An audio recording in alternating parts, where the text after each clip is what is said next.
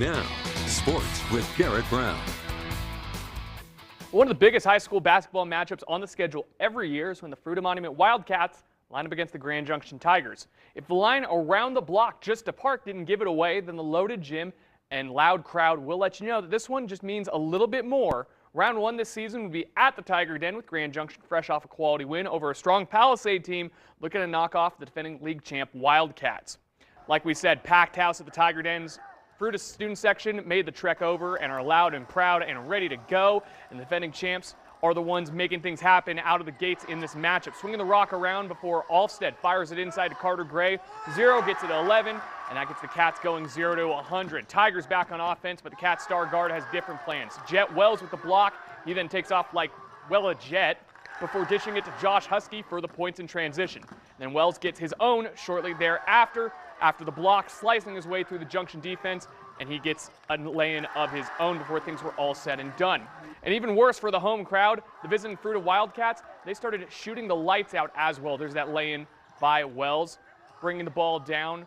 And then later on, Wells would be part of that effort to start shooting well from a distance. That's just way too much space to give the Western Colorado commit as Fruita storms out of the gates on a 13-2 run. Tigers had just about seen enough, though, and they get their offense to come to life later on in the game. Swinging the ball around, getting it to Will Wyram with a big corner three, and that shot might have sparked the Tiger attack to climb back into the game. Later on, Wyram with the rock again.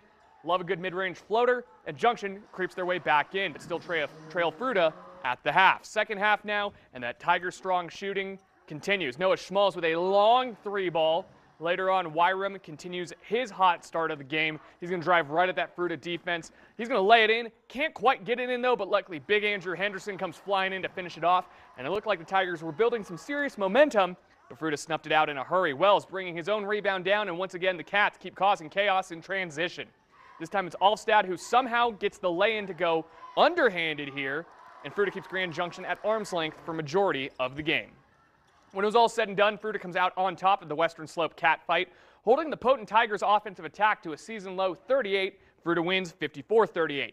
Over at Palisade High School, 54 just seemed to be today's winning number, as Palisade also hits that mark in a victory over Central, winning 54-36 to improve to 13-1 on the season.